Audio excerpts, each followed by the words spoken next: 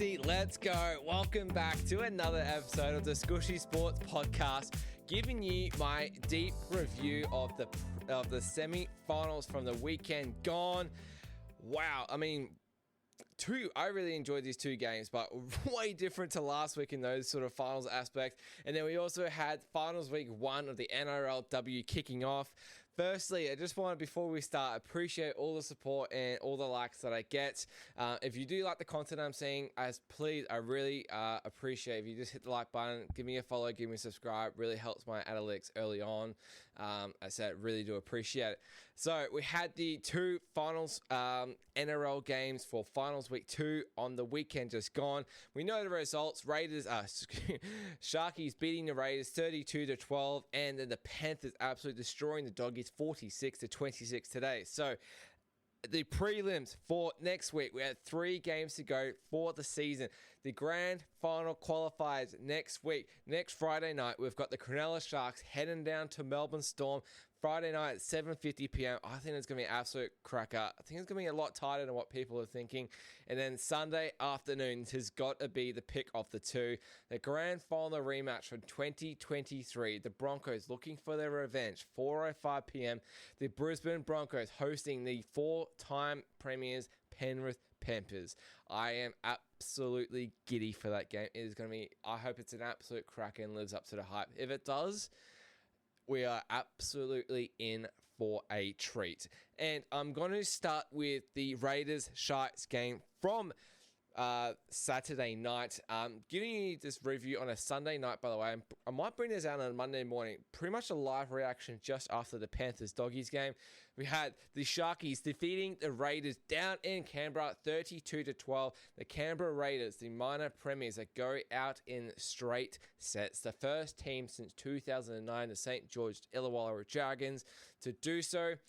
And literally all credit to the Cronulla Sharks. They were by far the absolute better team in this game. No favours were done for Canberra in this game. Ethan Strange was a game day out for the Raiders. Their star 5'8", probably being one of the better 5'8s this year. Fighting influenza all night. Props out to him. I hope he's doing okay. I hope he's pulling up okay. Coughing up blood. He's got a fever. He's shaking. Can't breathe properly. I know he would have tried so hard to try and play that game. Doctor recommendation was to not play that game in case of any further sort of health issues. So really hope Ethan Strange is okay.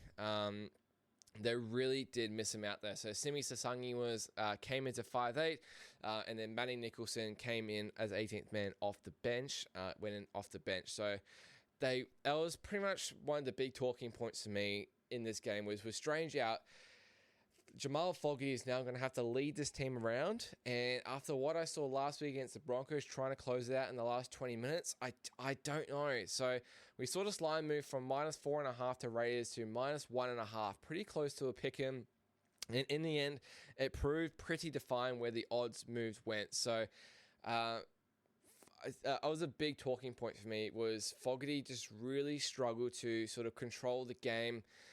Just looked like they just lacked a bit of finals experience. So, which you got to allow them. Like, they haven't really been to the finals that often, and that is probably the biggest game they've had probably since the grand final back in 2019, off the top of my head. But they were 6-0 up. Like, don't get me wrong. I thought it was a really, really physical start to the game. I thought Canberra put a lot of pressure on the Sharks line at the start, and they had an early try to Corey Horsburgh. They had a 6-0 lead, and it was really soft defense as well by Cronulla, which I thought was a bit concerning as well. But all credit to the Sharkies. They just hung in. They hung in. They really defended their line super well. I think they had a lot of missed tackles, but man, they just tackled their ass off, it seemed like, all bloody night. And when they finally got the opportunity late in the first half, they absolutely pounced. Spreading it left, great try to Ronaldo Mulatalo in about the 35th minute, and then bang, pretty much back-to-back tries. They go down the left again with Iro. He makes a break. He gets stopped a few meters short of the line. Trindle gets the ball, flicks it off, switches it back to Hines. He goes in as well. They had a 12-6 lead at halftime in this one. So after all that battle early on, taking up the pressure from the Raiders. They really battled back well. And as I said, absolutely all credit to them. And even the second half as well. We know how much the Raiders have come back in second halves this year as well. And again, they withheld the early pressure from the Raiders yet again. Beautiful. Well, Sasangi, he was able to go through, was a try, got brought back. Hudson Young just didn't quite run through the line there. That brought it back to 12-all. But next set, it was a bit of justice. Raiders get the ball back. They go left once again with the same move. Sasangi passes it out the back instead. Tamale goes in the left corner. Fogarty nails the kick. It was 12-all, 30 minutes to go, and you thought, here we bloody go. We're in for an absolute blockbuster finish here. And then I said, all credit to the Sharks. They just played their game like they played Cronulla Sharks footy, which you look at the past few finals series, past few years that they've been in the finals, have just really struggled to grind down teams and really play their own style of footy. And always a big talking point is, how is Nicho Hynes going? Nicho Hynes, he's on $1 million a year. He's a Dally M winner. He should be performing way better at this rate.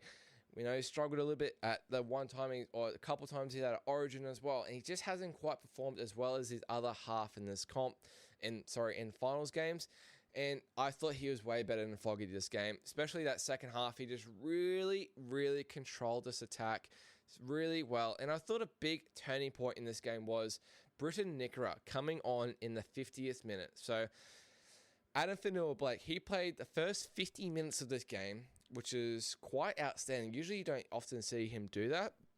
And I thought a big turning point in this game was Britton Nickera coming on in the 50th minute.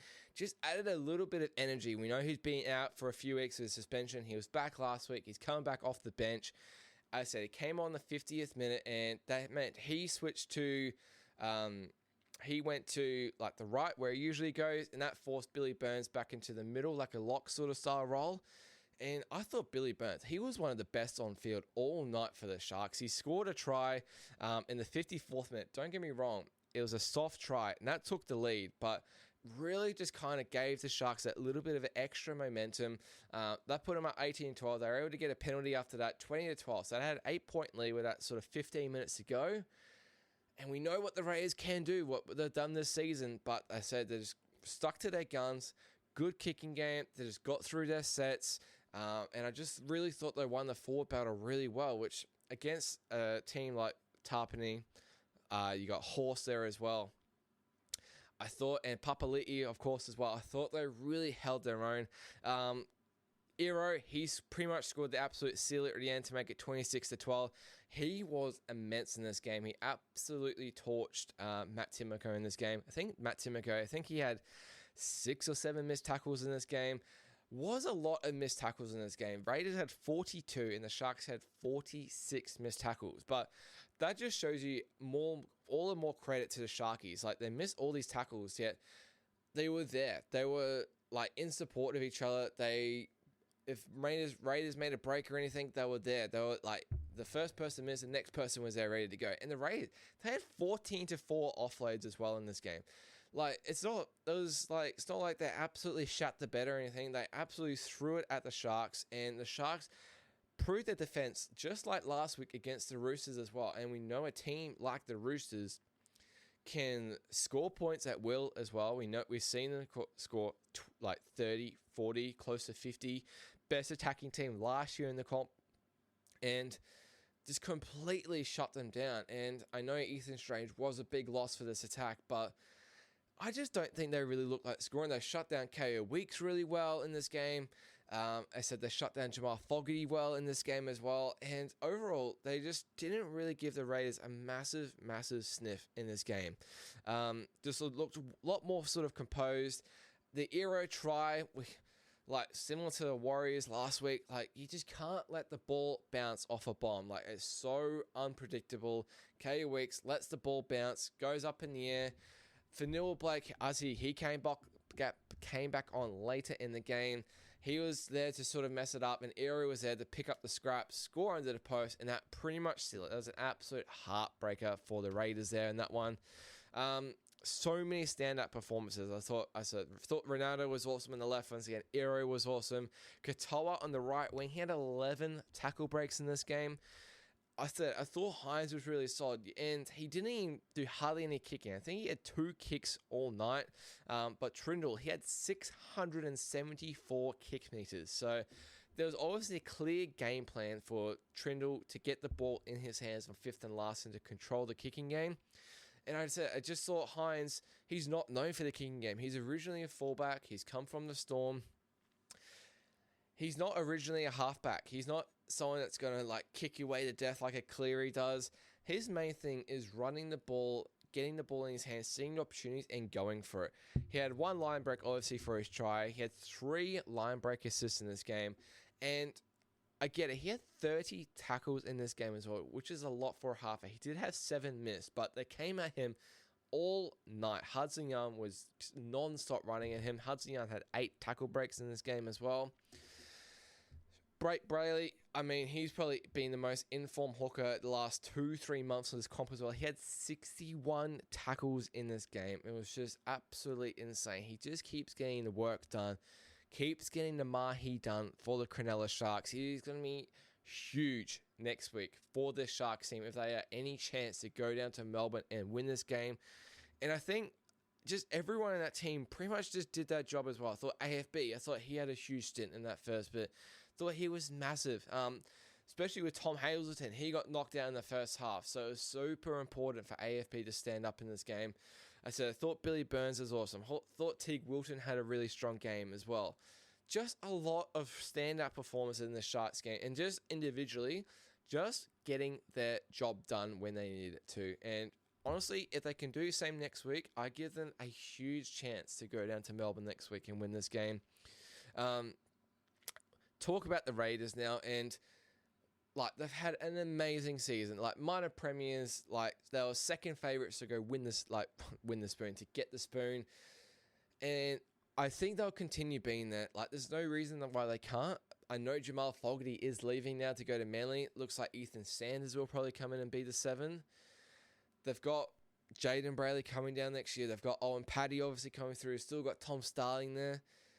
Like, I just thought they looked a little bit like that finals experience. So just a little bit of polish just to sort of finish the sets off.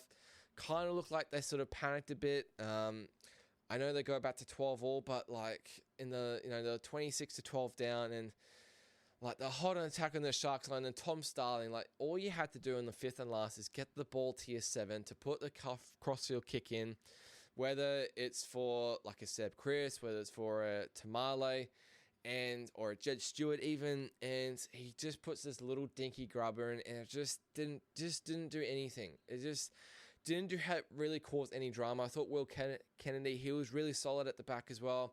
Just did what he needed to do as well. So, I mean, I'm like probably a standout performance for me from the Raiders is Hudson Young. I thought he showed a lot of intent in this game. He had 8 tackle breaks. He was immense, I thought, for the Raiders. He had that he was the reason that try was disallowed. He just didn't quite run through the line with that obstruction.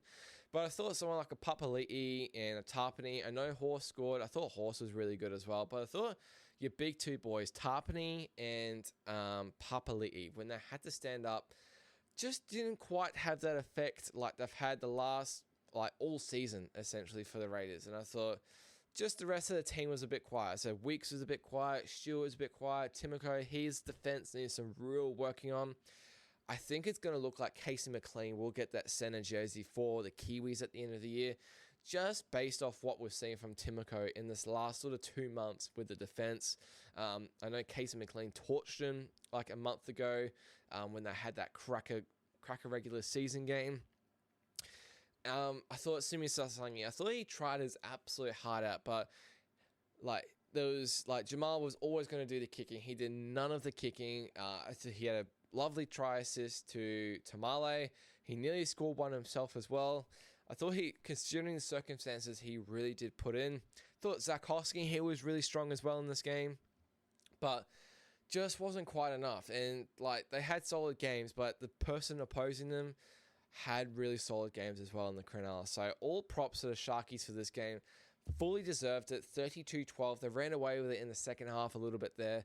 They now go down to Melbourne. As we said, I give them a huge chance now. Like, why not?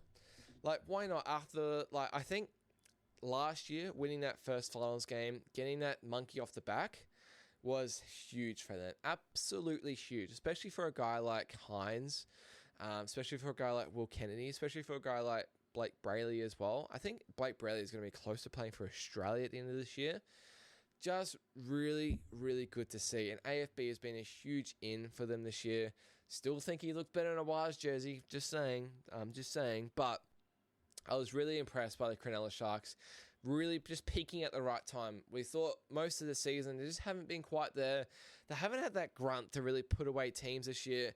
And that's what you wanted to see. You didn't want them to get to 20-12 and, put the Q in the ruck and just defend their way to the win. They kept going. They kept pushing the pressure on. Really good kicking game.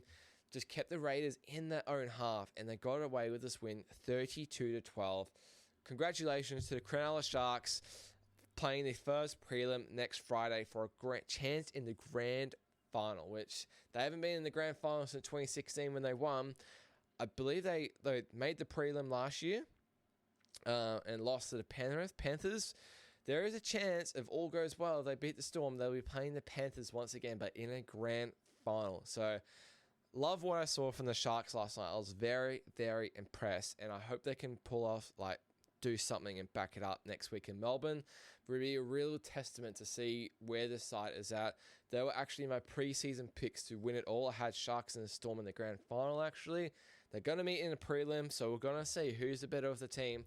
Storm, they're 7.5 point favorites. They're expected to win off a week off.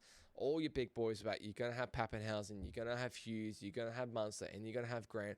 All back for the Melbourne Storm. It should be an absolute cracker. I really hope it's not like a big blowout win, what we saw today. But yeah, I'm expecting a real solid performance from the Sharkies next weekend. This second game, holy dooly. I said, I'm filming this pretty much straight after this game. I was absolutely shell-shocked. Absolutely shell-shocked, but I should not be shell-shocked. Panthers absolutely destroyed the Doggies, 46-26. Halftime score was 36-8. It was over at halftime. It was over after 25 minutes. What more can you say about this Panthers team? They were just that was probably the best game they've had all year. That was easily the best half of footy I've seen from a team all year. We talk about a team being a death by 1,000 cuts. Just a team that will constantly put pressure on, goal line dropouts, just constantly with their kicking game, just constantly put pressure on. Completion rate will be high, and they'll just wait for a team to make an error and then pounce. And usually they take a little bit to warm up, get in the groove. They got in the groove from the get-go. There was obviously a clear message of intent to score some points early, get the ball rolling, and that's what they did. What a cracking start to this game. By the way, awesome crowd, awesome turnout from the Doggies fans. I have a huge amount of respect for them. 56,000 there today at a core stadium.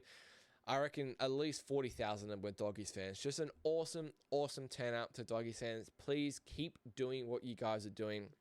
It is so good for this game, having so many fans still turn up, despite how easy and how accessible it is to sort of stream a game these days, especially in 4K. Just watch it at home. But massive props to the Doggies fans for turning out. They will 100% continue to be there in the future. Cameron Serrato is an awesome coach.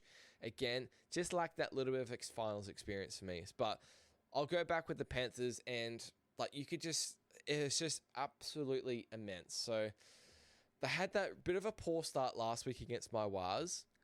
They had a few errors, but it was in the wet, and they withheld the Warriors' pressure early on. First set that the Panthers had, Cleary, kick out, charge down King, puts pressure on Cleary, charges it down. Dylan Edwards pulls him back a little bit there, gets a penalty, bang, 2-0. As soon as I kicked that penalty, I had a thought, and that was the fact that the Warriors did the exact same thing last week, 2-0, and after, they could have gone for a try potentially, and an early Bulldogs try could have really changed the whole scene of this game. Not I'm saying it could have been a different result, but just a little bit different in the first half. And Panthers would look at a 2-0 deficit and go okay, it's 2 points. I just don't think you're ever going to beat this Penrith Panthers team by getting penalty goals. You've got to be able to score tries. You've got to be able to take advantage of the opportunities that you get. They don't let you get many opportunities. This team in September, when it comes to defense, is just absolutely elite, in my opinion. And I just thought, like, I get it, 2-0 up after 3 minutes. You take it when you can. I just thought it was probably a tiny bit of momentum shift there where the Doggies had like a real bit of uproar. They were so pumped at the start, all the crowd behind them there. And as soon as the Panthers got their first chance in the Doggies half, they took advantage. And it was a simple line move as well. They went straight left, beautiful hands, through Cleary, through Edwards, through McLean, through Bizarre in the corner there. And I said it was 6-2 after 5 minutes, just like that. And that's when you look at that penalty goal. And I thought, what would happen if the Doggies went for it and scored? Like, it would be like 6-all. It's a way different game then, but you're already chasing points after you've had a good opportunity in the Panthers half. And yeah, it was just one of those sort of things for me where I hope this, like, Broncos don't do it next week. The Broncos have to know that they have to score tries. But we talk about Panthers as a death by 1,000 cuts, and they just sort of grind you down. That is exactly what they did, but they took advantage of all their opportunities. 20 out of 20 completion in the first half. 100%. Did not make a single fuck up whatsoever. It was the most clinical first half. I gave this guy props like the last sort of 2-3 weeks of my podcast. Paul Alamotti comes back from New South Wales Cup. Got dropped during the year. And his comeback in this last 6-7 weeks has been absolutely unbelievable. The former Bulldog, a guy who went to the Bulldogs and was struggling to get game time, struggling to find the right position. I think he was at centre a lot for the Bulldogs. We knew how talented this guy was, and he was just a bit wasted. Gets a chance at the Panthers, scores in the grand final last year. He scored in Vegas this year to start the year. Had some troubles this year, getting dropped, comes back in the side, and he has looked $1 million.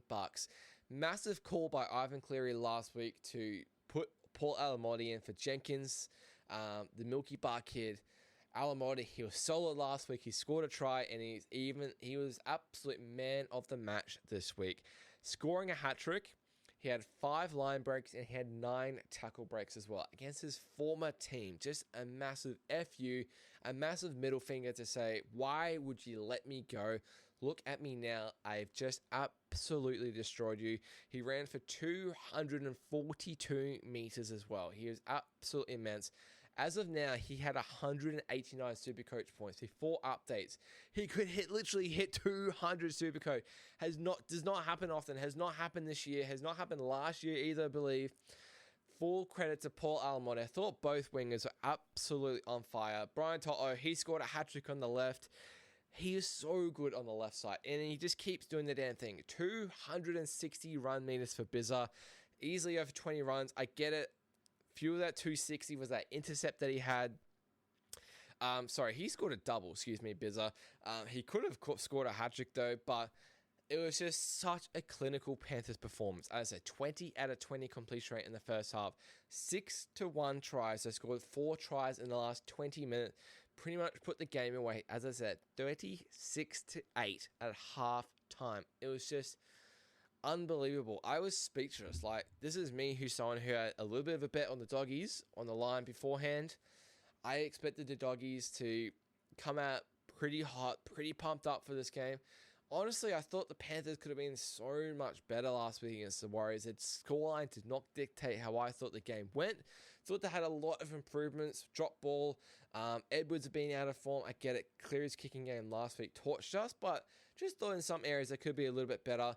They fully proved me wrong today. Dylan Edwards, he was awesome. 211 meters for the Panthers there. It was just absolutely immense. And I get it. They leaked a few tries in the second half. That was with the Doggies absolutely chucking the ball around as much as they can. And I get it. They scored 26, but the game was completely over. It was, I said, 36-8 at halftime.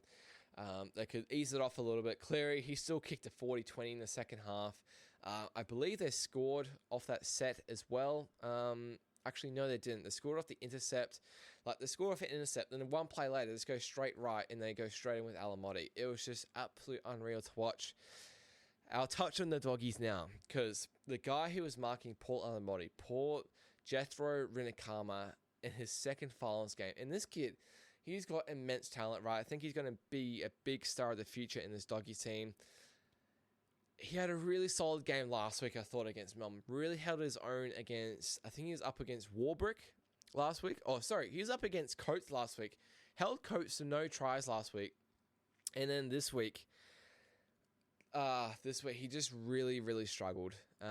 One of his really poor game. Didn't go over 100 meters. He had a couple errors. I said Paul Alamotti was able to have 5 line breaks, so he was able to run straight past them. He had a few missed tackles in there as well. It's just, you got to feel for the kid. I feel like he's just come up against a better player, against a better team on the day, and it just targeted him all night. They just absolutely thrashed him all night. Not too many shining lights for the doggies. Like a late start, which I really like, a bit of late mail. Reed Marnie came in for Bailey Hayward to start, which I really like Reed Marnie to start. If you're going to have Reed Marnie in your team, start him rather than bring him off the bench. But at the same time, they've played Bailey Hayward starting at 9 for the last 2 months with this experience of, Galvin at 6 or 7. Galvin at 7, Burden at 6. I get it. This team was injury riddled. They had Burden playing the centers, which he's played plenty of times before. Galvin at 6, Sexton coming in at 7. It's not like they were a stranger to their starting lineup that they had. I said Marnie back at 9, but I said Marnie hasn't started at 9 for over 2 months now. They made the decision clearly to drop him and say that Bailey Hayward is the future. Reed Marnie's off to the Cowboys next year, and then in a semi-final you decide to start him last minute. I get it with Marnie. If you're going to play him, start him rather than bring him off the bench. But it just seemed like it just couldn't really do much. And big one for them was they had 46 missed tackles in the first half. 46. God, there's more than one a minute in the first half. Just a train wreck. Panthers 6-1 line breaks, and that line break was to Preston. That was an awesome try, and I thought Preston was the shining light of this Bulldogs team. That was 100% have to be somewhere they had to target this for this game was Blaise Talangi. He's a weak defender on that left edge for Penrith. Preston is one of the best ball line runners and best tackle breakers for an edge in the comp, and that's what they did early on. And then they owed to score off it, and then just probably didn't target it as much as they could for the rest of the game. I get it, he had that second try late in the game, but again, that was when they went there, and they should have just kept doing it more and more and more. But as shout out to Jacob Preston for this game. I did think he was a shining light in this Bulldogs team, despite the scoreline. I thought I thought he was quite strong as well. He had that charge down early on. Connor Tracy, he had 162 meters for the doggies. That was the most run meters for the Bulldogs in the whole game. You're talking about a player, you've got Matt Burton there, you've got Jacob Carraz. Jacob Carraz should be getting way more than 162. I get it, he was probably batting a bit of a foot injury still, but just couldn't get any meters at the backfield whatsoever. Rinakama here said he went under 100, just you get that from your Tuala or your Montoya, just that extra bit of meters out of the half. I believe the average set meters was just under 10 meters less or something compared to the Panthers. Just absolutely got torched. Jamin Salmon, he had 9 missed tackles. Bailey Hayward, when he came on, he had 8 missed tackles as well. One of the most interesting talking points for me in this game as well was Toby Sexton, which he is the 7 who is meant to control the side. They were top of the table with Sexton at 7. He had 2 kicks for 70 meters all game. Lockie Galvin kicked for over 200. Matt Burton kicked for over 200. Why is Toby Sexton not kicking? What? He's been a 7 all his career, and you're giving the ball to 2 5'8s to do your kicking? I get it. Burton's got the long boot. But, what? I just didn't get quite the game plan for the doggies. And to bring Sexton, like, I know you had to bring him back in for 7 in this game, right? But he was so impactful last week. He's been so good for them this year. I just thought his kicking game could have been used a whole lot more. And to see 2 kicks for 70 meters in this game was just a bit disappointing for mine. And we know he's off to Catalans next year. He's not going to be there, but they had, like, this was, like, you look at one game, like, and you go, okay, how are we going to beat the Panthers? And that's, you're going to have elite defense, which they didn't have. I said they had over 50 missed tackles, and you got to complete your sets as well. And particularly with a side like the Panthers, who go 20 out of 20 in the first half, you've got to match it. And within the first 20 minutes, Panthers had 9 out of 9 sets, and I think the Doggies were about 4 out of 7. You just can't afford to do that against a side like the Panthers. So they looked a bit panicky. It looked like they saw the Panthers move the ball early on. And that's like Galvin had to try and do some things. That caused a couple errors. Just really like that finals experience. I get it. It was Galvin's second game. I get it. It was Sexton's second game in the finals as well. This team is still fresh. Like they've gone out in straight sets. They lost the finals game last year. That's 2 years in a row now they've made the finals and they haven't won a finals game. Kind of a bit similar vibes to like the Sharkies, right? When they just started making the finals, just couldn't get the job done. That would be a whole lot better for it. It was similar. Fitzgibbon was just in his early years of coaching. And this is Serrato's third year of coaching. Like the first year was like just building it. And then the second year, like last year, they finished 5th.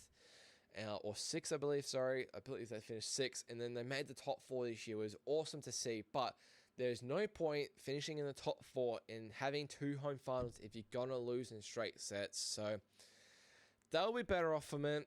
Very, very disappointing performance today from the Doggies. I get it. The Panthers were flawless today. They were probably not getting beaten by anyone at all. They were probably beating anyone by double digits today. But I did think the Doggies were poor themselves. Like, they let in some easy tries, and they really could have handled their ball better. And I think the game plan could have been a bit better. The kicking game needed to be a bit better. Put some more pressure on Edwards. Put some more pressure on Alamotti at the back there. And put some more pressure on Talangi, that sort of thing. So they'll be a lot better for it. Galvin's going to be in his 3rd year of NRL next year. He's going to be in pretty much his 2nd year with the Doggies. He's going to have a whole off-season with this team now.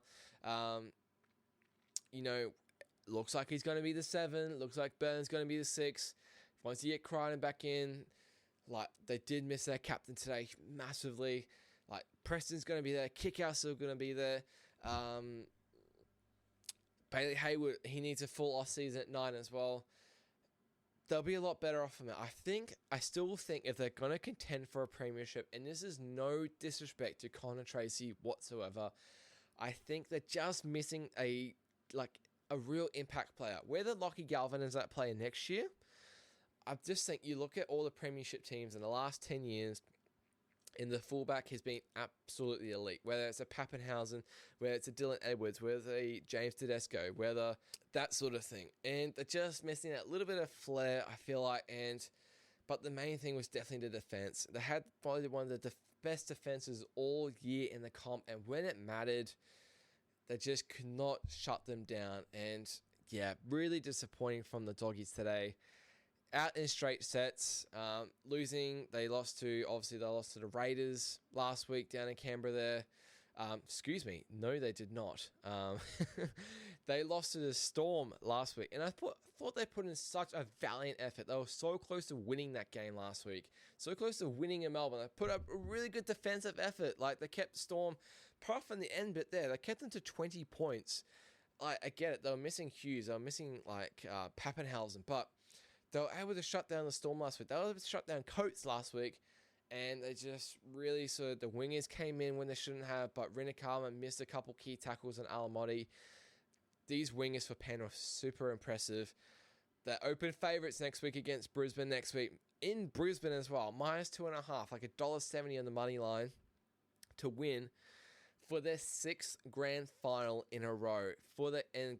Potentially going for their 5th premiership in a row. It's just the most mind-boggling, fucking insane thing I've ever seen. I don't think I'll ever see it in my lifetime again. They're going for 6 grand finals in a row. It cannot be talked about enough. It is so impressive. Especially this year. This team was last after 12 rounds, guys. Like, are we kidding ourselves? Like, they were wooden spooners after 12 rounds. They looked like they were done. I thought they were done. I thought this team just looks tired. They've had their run and they've just run out of legs.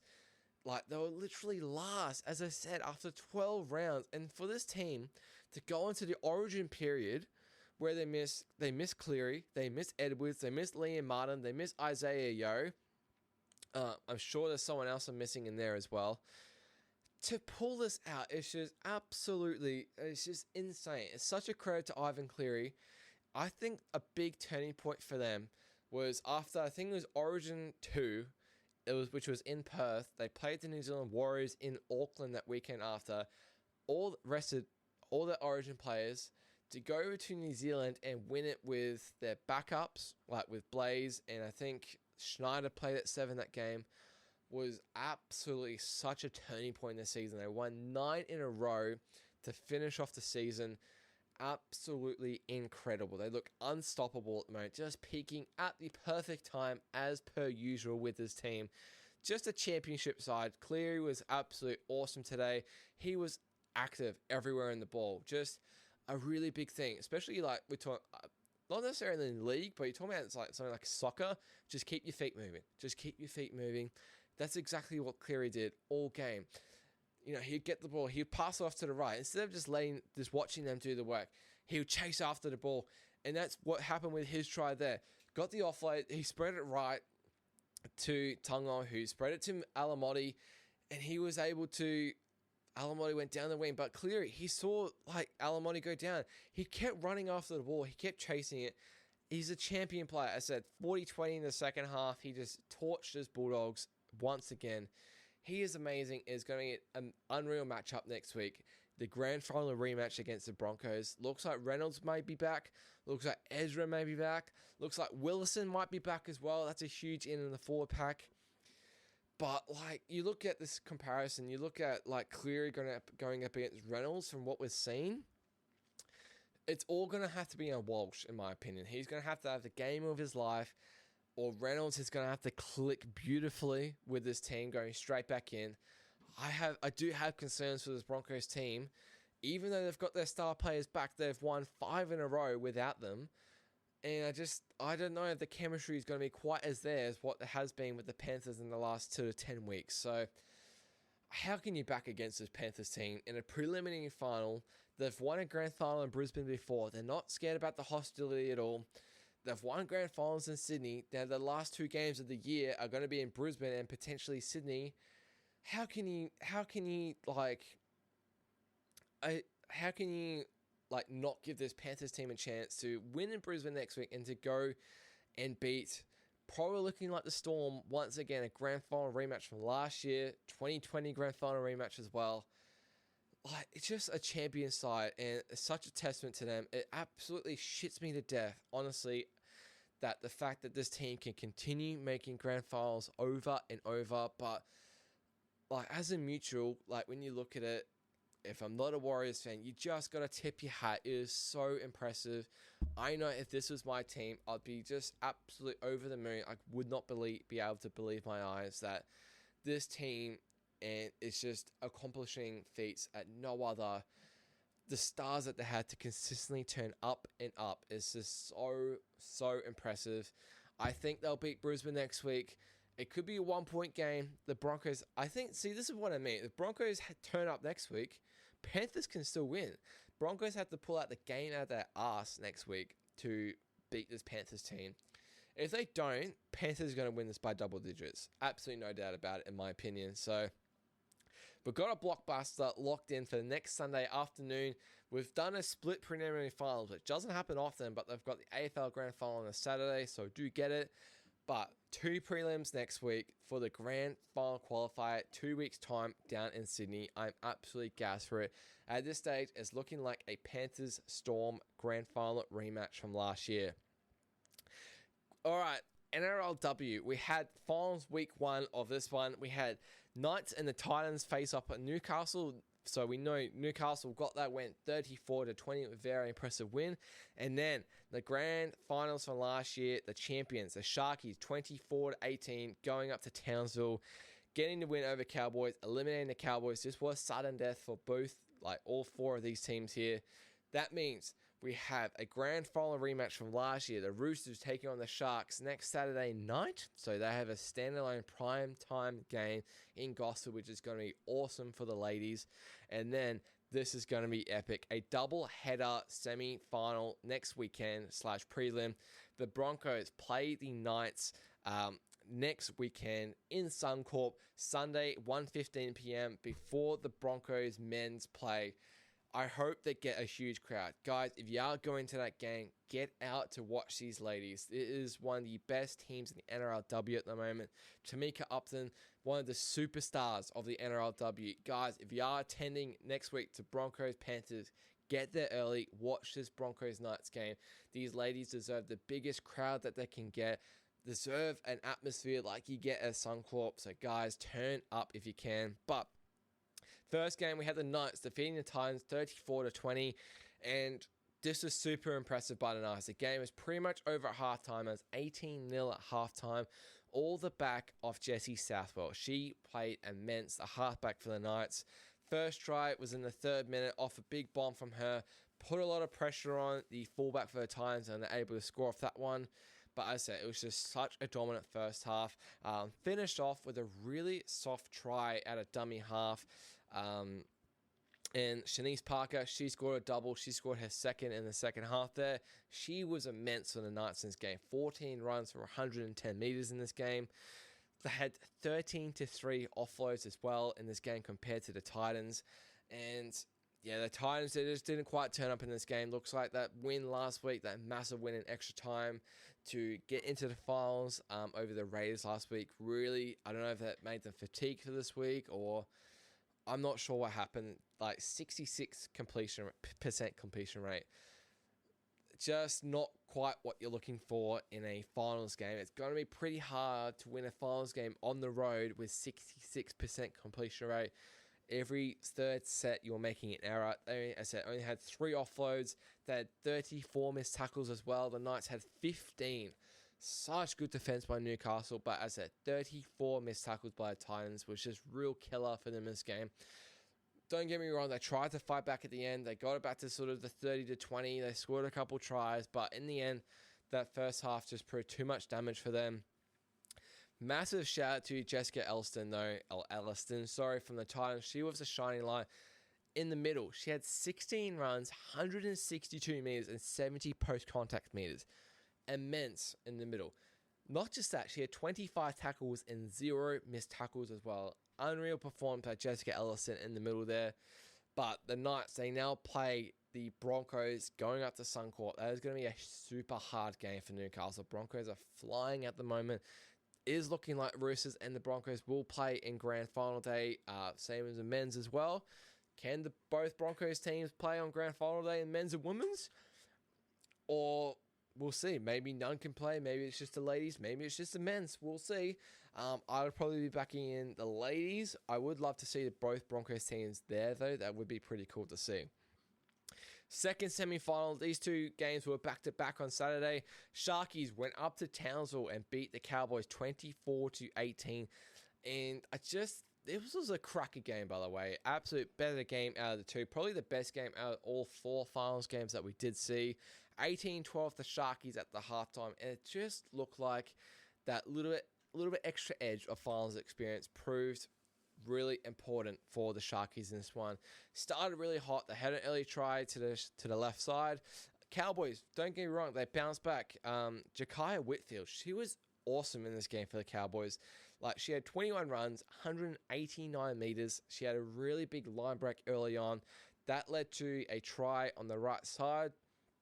I thought Abigail Roach, she was awesome in this game as well for the Cowboys.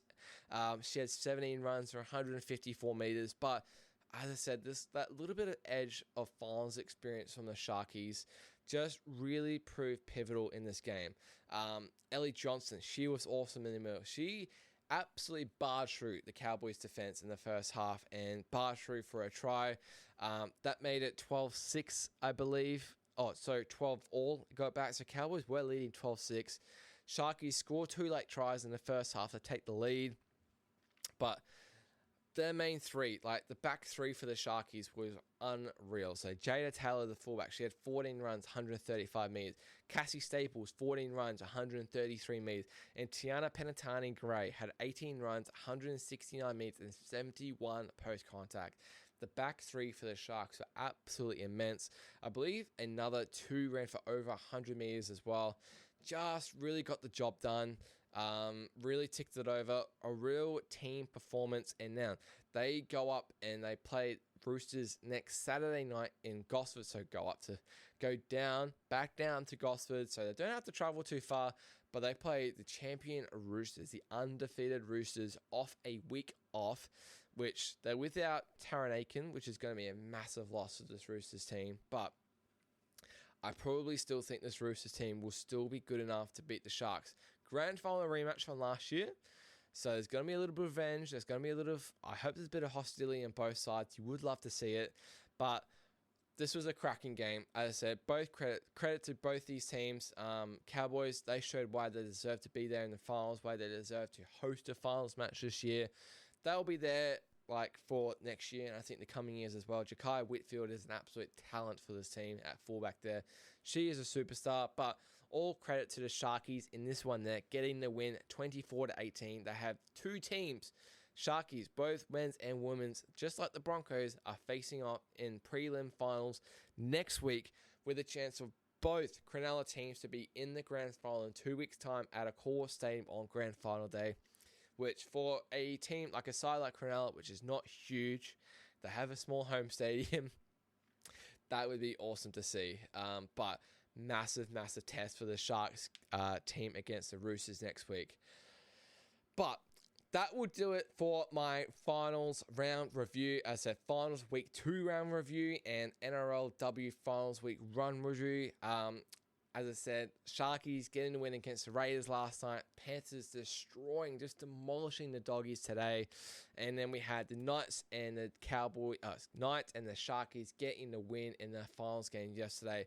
We are set up for 4 cracker prelim finals games next weekend. I absolutely cannot wait for this one. 4 games to get into the big dance on next Sunday, or 2 weeks' time, in the grand final at a core stadium. I'm absolutely buzzing. If I were to have a couple picks now beforehand, I would be looking to, Panthers to beat the Broncos, and I think the Storm are going to be good enough to beat the Sharkies. I think the Sharkies, if they just turn up, if they can do what they did on Saturday, I think they can get really close to upsetting the Storm team. But Storm team back to full strength. I'm not sure what the status of Sean Bloor is, but I mean, you guys, I said, Pappenhausen, Hughes, Munster, Grant, Ali Katoa there, Trent Leo, Origin player, Coates, Origin player, Nick Meaney's there as well.